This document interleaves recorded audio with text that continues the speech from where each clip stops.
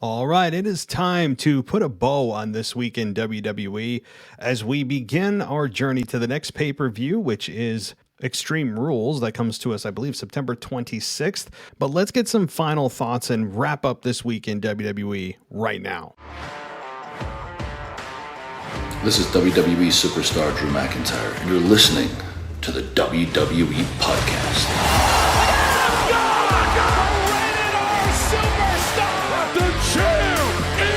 The one that everybody wants, me. Becky Lynch is going to WrestleMania.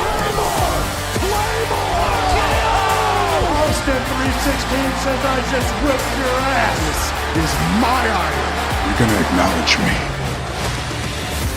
All right, everybody, welcome to your WWE Podcast Week in Review here on August 22nd, 2021. And if you're hearing this, you're probably seeing the other shows pop up at the same time.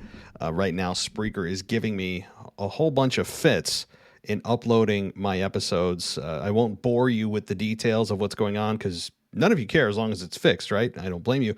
But the short of it is that my account that they're actually providing to me for free now and hosting everything for free didn't renew. I didn't get an auto renew on it, and this is the second time that it's happened. So I've contacted support, but unfortunately, support is not available on the weekends. So that's a problem. But if you're hearing this, the problem is resolved because I was able to put up new episodes. And so again, it's kind of a moot point if you're hearing this, but I just want to let you know what's going on in the background. Trust me, I don't want to put out content late for the second biggest effing pay-per-view of the year with a really big wrestling channel to help promote this show in the Botch Guy. So it is not, I was not a happy camper today. And last night when I was trying to upload the episode of the SummerSlam review at 2:30 in the morning. So nonetheless, again, if you're hearing this, everything has been resolved, but right now my frustration continues and I'm venting to you guys because it makes me feel better. But we've got to talk about SummerSlam a little bit more. I want to talk a little bit about a SmackDown that led into SummerSlam, and we all know what came of SummerSlam now, and you guys at this point would have heard me, or maybe you're kind of listening to things out of order because I'm going to be dump like a whole bunch of episodes on you at the same time with obviously the Weekend Review, SummerSlam Review with the Botch Guy, and Mimi's Highs and Lows, as well as James Ludeman's on commentary that will be coming to us on Monday or Tuesday. So I'm going to be just dropping a whole bunch of new audio on you guys. And so nonetheless, there is a lot to discuss. And again, being removed 24 hours from SummerSlam, you get a chance to step back and really understand and digest what happened. And I haven't really changed my thoughts from the review show I did with the Botch Guy. I thought that the show was very bizarre, and that's the language I continue to use. I tweeted that out right after the show, or in the middle of the show last night. Follow me on Twitter, by the way, at @wrestling_audio. And it just felt bizarre. The way that they did things as a whole last night was it was so weird. And I don't mean weird as in necessarily a good way. I shouldn't come out of a wrestling show feeling that things are weird. And this felt weird. Now, I know we have a bunch of follow-up to come on Monday Night Raw. NXT TakeOver is going on as I record this right now. It's about 8:30 at night on the East Coast here. I'll get my words out. And so I just felt overall a little bit confused about the pay-per-view. I mean, you have, especially the Becky Lynch conundrum. I mean, I went over that at length with the Botch Guy. And it just, to me, the Becky Lynch debacle just made no sense. How do you screw that up? You have how many months and months and months and months to plan this, and they overbook the hell out of it, overthink it, and have her win the championship, kind of turning heel? I don't understand what's going on. I really don't get it. If all of this was to indeed turn Becky heel, if that was the intent, just to get over Bianca, who is the lead babyface of SmackDown, I don't think it's worth it. Now, Bianca is doing an excellent job. No doubt. I've sung her praises here for months, and I stand by that. But she was done a disservice tonight by losing to a single move. And it also feels like SmackDown doesn't need Becky Lynch. And you're going to turn the biggest, hottest baby face of them all for the women and try to turn her heel? Don't we have enough heel women floating around? It's not worth the sacrifice of trying to turn Becky against the crowd and getting her booed. It's just, I don't think it's worth it. Just to swerve us that she comes back as a heel? That doesn't do it for me. That's not enough of a reason for WWE to do what they've done. I don't, it just feels like they are putting all of their eggs in the Bianca Belair basket. And with such few top baby faces, especially on the women's side, I don't know. I'm very, very perplexed about this decision. If that indeed is the case, we will find out Friday night to see what the follow-up is. And that's always key to see if Becky Lynch is indeed a heel, which is a huge mistake. But it was just a conundrum of monumental proportions. I mean, it was a mess. It was a mess. I still don't know what happened with Sasha. My guess, this is only my guess, is that she tested positive for COVID at the last second. That's my guess. All right. Well, the Brock Lesnar thing, after sitting back a day, I still like the Brock Lesnar thing. I know a lot of people like his new look at the ponytail. I don't. I could lose the ponytail. I'm okay with the beard, but the ponytail he's how old now? I mean, I don't know. Not that I'd say that's a Brock Lesnar's face, of course, because I'm a coward, but while I can sit back in anonymity and have him not be able to find me, then yeah, Brock Lesnar looks kind of silly with the ponytail, but all right. Anyway, now I'm putting my life in jeopardy. I thought that it was a well-placed move by WWE. I don't think that there are many people who were super down on Brock back. It feels like WWE showed almost all their cards outside of The Rock, who is scheduled to come back in November for Survivor Series and then leading to a program to Mania with Roman. So outside of Brock, I mean, which again was, I think, good and surprised a lot of people, including me, because I was never of the belief that Brock and Roman should face one another again. I mean, we saw it how many times over the last 5 years? A lot. I mean, a lot. It was, if I was to go back and look, I mean, I would say at least 5-6 times over the last 5 years. It's been a lot of times. And I guess since it's been a hot minute, that we're all supposed to just forget that, yeah, they faced each other a lot, but it's a new dynamic. And I think that's what they're going to hang their hat on is Brock, is coming back as a babyface by default. Roman Reigns is a heel finally. We have Paul Heyman caught in the middle. What's going to be his role? What does he say? Who does he placate to? Does he take sides? What does he do? I guess that's the new part of this. That said, and I tweeted this out too. I tweet a lot of stuff out, guys. Whether it's valuable or not is, of course, subjective. But I think that the better version of these two would be if they join forces. That's what I would want. They're going to get their match out of the way. Brock, I believe there's an actual threat to the Universal Championship with Brock. I really do. But I think that Brock Lesnar eventually does join forces with Roman. That would be awesome. Having them on a 2021 or 2022 version of the two-man power trip would be effing great. To me, the two-man power trip between those two would draw more money than just those two facing off against one another, once at the next pay-per-view or whatever. So I would love to see those two run roughshod. The question, though, that we posed is, okay, fine idea, but you're missing half of the equation. You have to have them have some guys to dance with. And who is of that caliber that could join forces to be the yin to the yang here? That would be the question. Of course, it could be Drew McIntyre on one end, which I still think him and Roman will cross paths in the next 6 to 12 months. And I also do think Brock Lesnar will cross paths with Bobby Lashley. I mean, I think that when the draft happens, that's when these two will collide. So I don't have any concerns about Bobby Lashley and Brock because the draft is coming up. But with Brock Lesnar on SmackDown, I guess he just decided to come back and be on a brand that he wants to be on, or he's above the split and he can just float between anything he wants. He has a Legends contract or something like that. You know, I'm fine with that excuse. It works out, makes sense. But to me, let's get this match out of the way. It'll be fun. I'm on board for it. And then let's move to them aligning. That would be epic. That would be, oh my God. I mean, who could stop them? Seriously. Who the hell could stop Roman Reigns and Brock Lesnar together? It's a scary thought. But Brock Lesnar, I think, is better as a heel.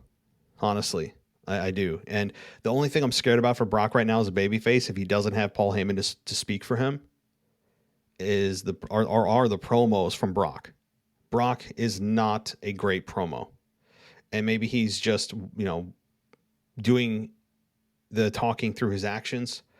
Or maybe he has some one-liners or something, and that's fine. But Brock on a live mic has never been a great idea, which is why Paul Heyman was with him for so long.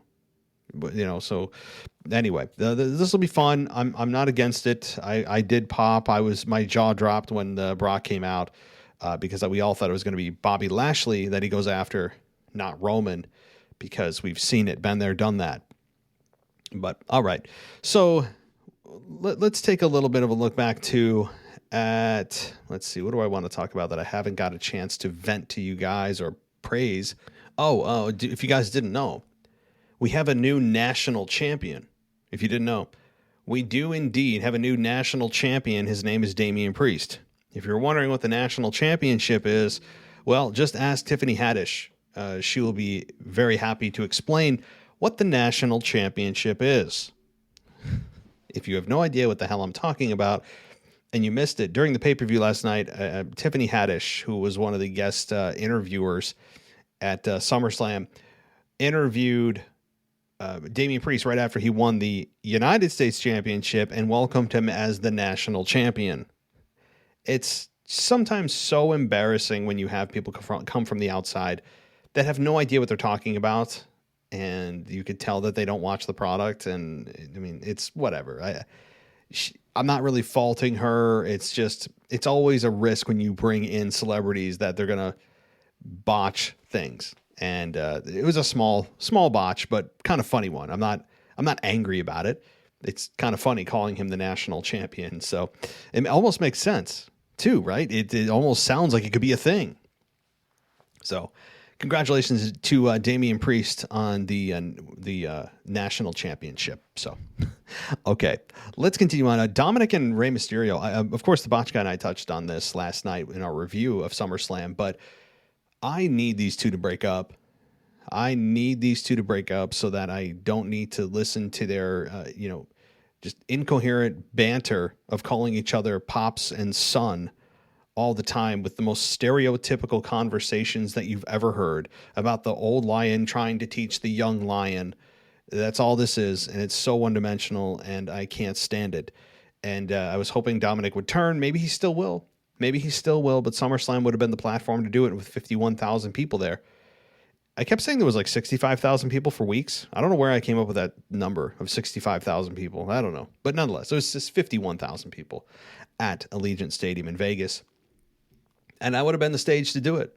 That would have been the stage. And there's some material there you could have pulled from. There really is.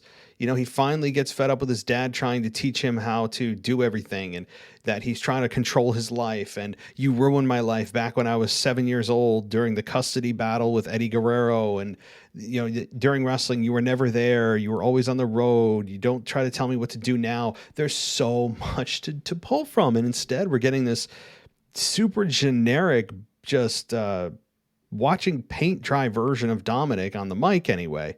He's very good in the ring, but on the mic, God almighty, is he just cringeworthy sometimes.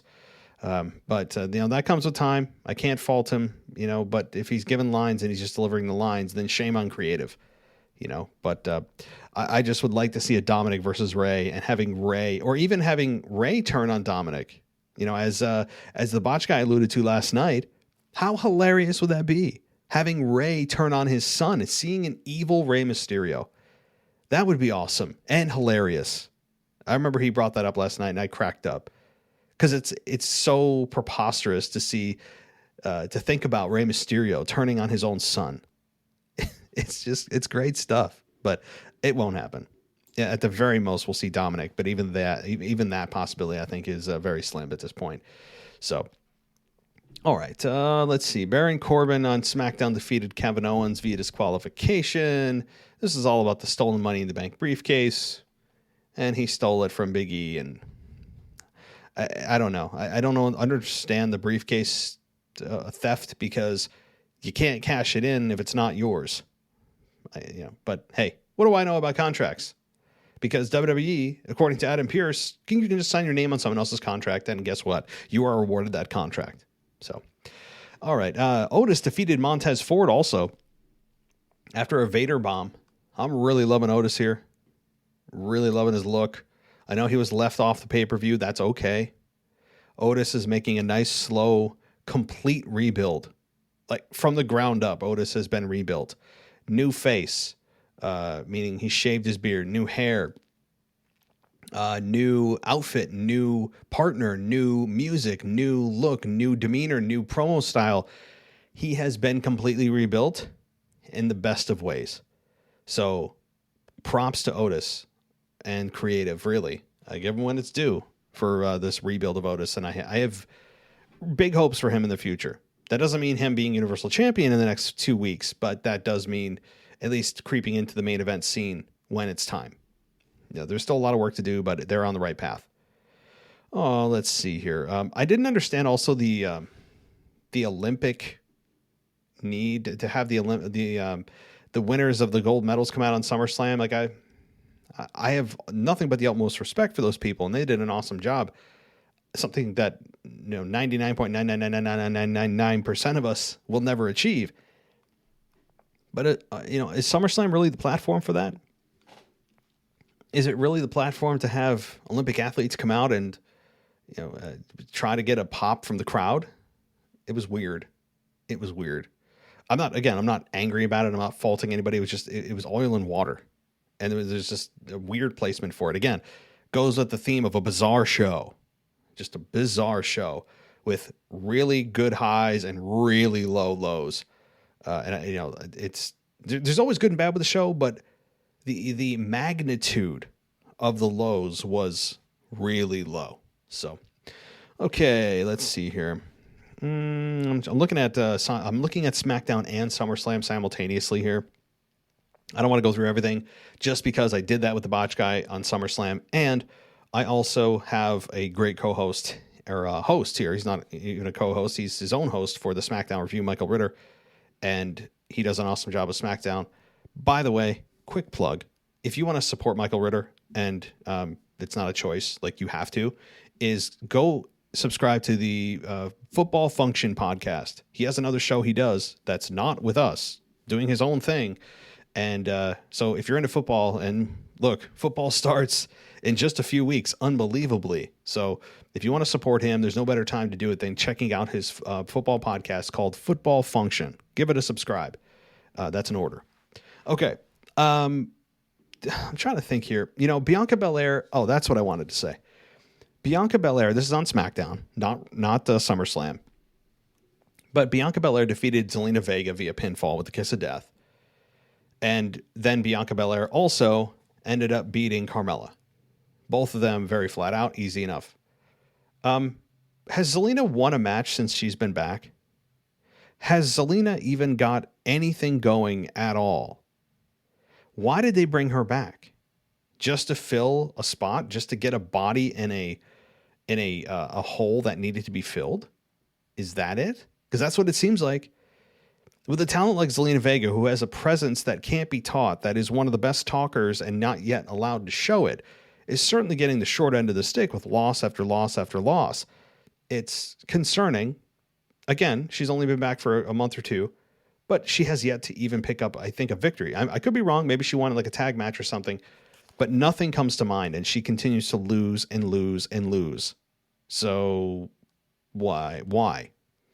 I'm just a little concerned, but again, we don't know how long she'll be here. Hopefully it's several years, and she'll eventually get into the SmackDown Women's Championship or Raw Women's Championship, whatever the case may be.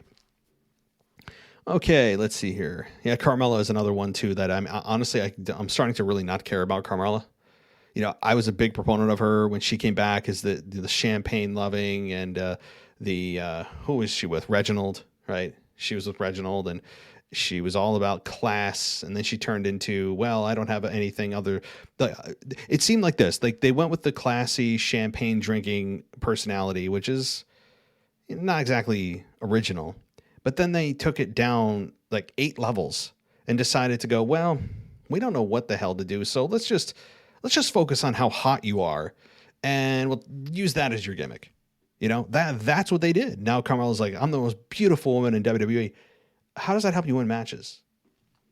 How does that tell me anything about your character other than, okay, you're shallow and you seem to be really focused on your looks. That's it though, right?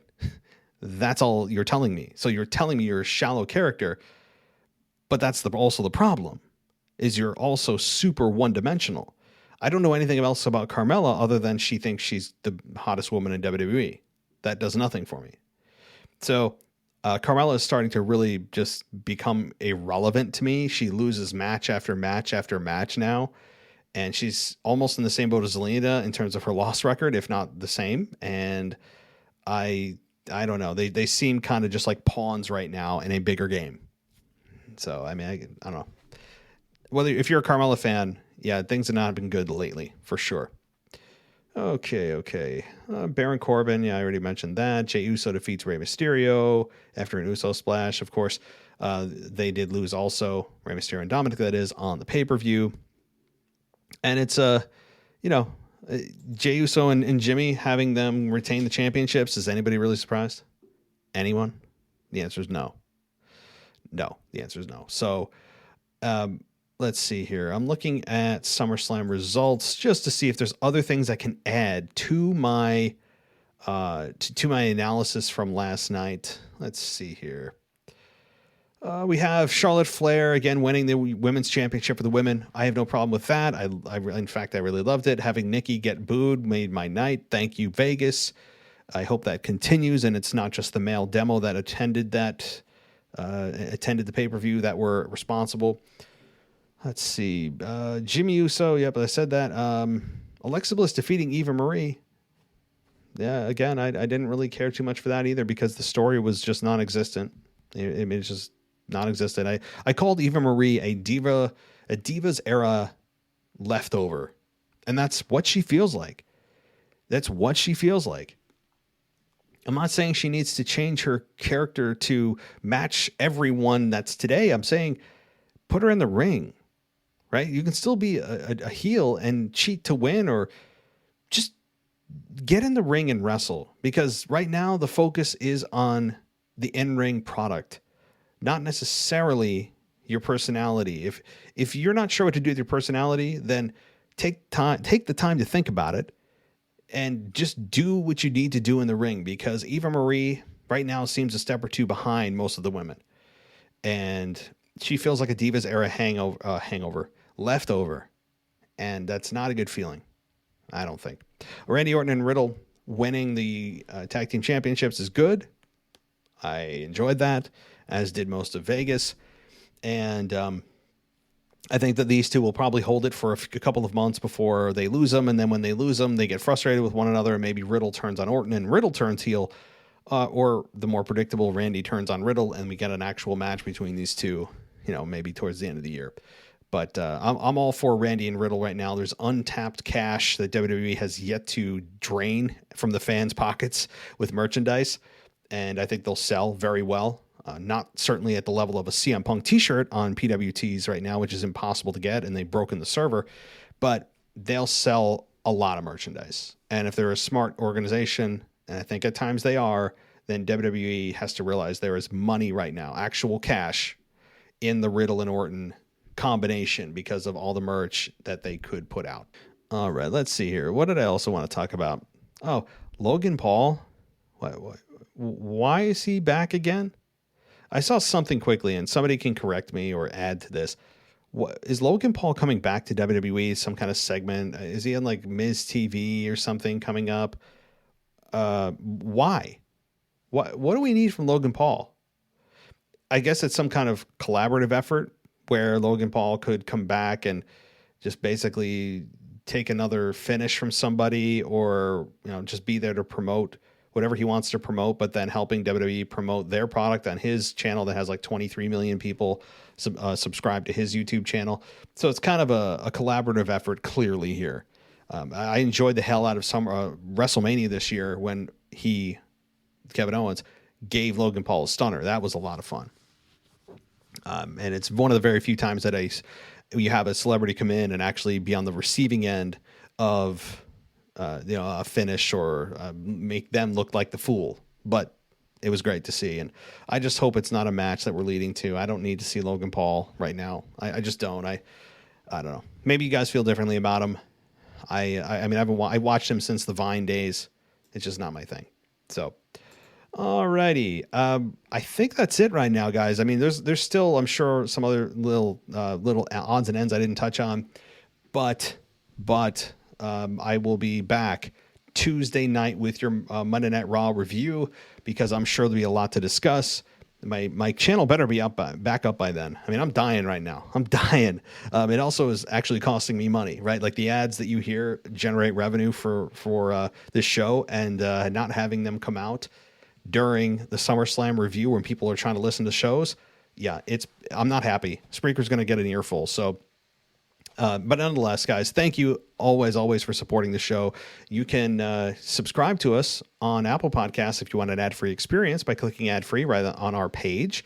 And it's only $2.99 a month for ad-free listening, and with a 3-day trial. So you can do that if you're interested, as well as on Patreon, where we had a blast on our Discord server in real time discussing play-by-play what's going on and our thoughts and everything that went on. It was so much fun on the Discord server, and you get to be a part of that for every pay-per-view.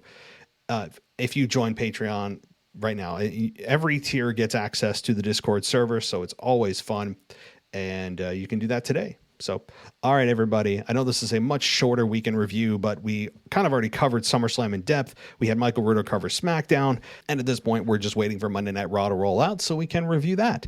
So, everybody, thanks so much for sticking with us through the SummerSlam weekend. Let's start a road to Extreme Rules. It's so weird to say that in September. It always feels like a July pay-per-view. But, everybody, thank you so much. As always, I'll talk to you next time.